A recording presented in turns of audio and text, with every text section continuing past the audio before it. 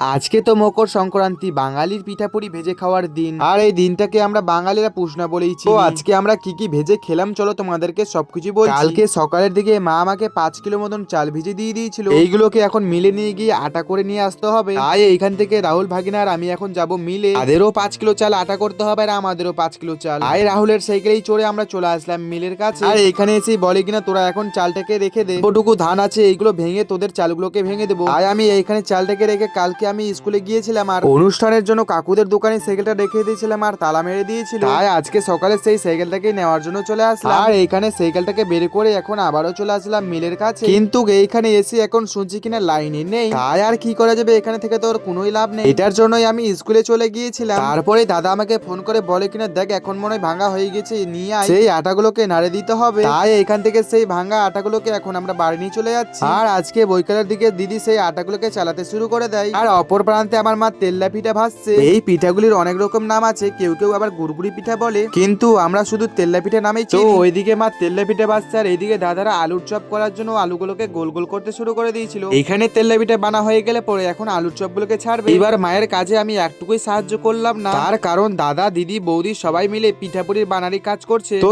এতগুলো লোক থাকতে আমার আর কি দরকার, তাই আমি ভিডিওই করছিলাম। তো আলুর চপ ভাজা কমপ্লিট হয়ে গেলে পরে এখন কপির চপগুলোকে ভাজছে। আর একটা নিয়ম তো আমাদের আছেই, ভাজতে ভাজতে জিনিস খাওয়ার। তো আগেই আলুর চপগুলো হয়ে গিয়েছিল, সেইগুলোই মায়ের কাছ থেকে নিয়ে এখন আমি খাচ্ছিলাম। তারপরে আমাদের সব পিঠাপুরি ভাজা হয়ে গেলে পরে আমরা এখন খাবো। আর আজকের যেই আইটেমগুলো ছিল সেগুলো হচ্ছে তেল্লা পিঠা, আলুর পিঠা, বেগুনের পিঠা আর হচ্ছে কপির পিঠা। আজকের দিনে অনেকজনই অনেক রকম পিঠে বানিয়ে খায়। তো তোমরা কি কি পিঠে বানিয়ে খেয়েছিলে অবশ্যই কমেন্টে বলে যাবে। দেখা হচ্ছে নেক্সট কোনো মিনি ব্লগে।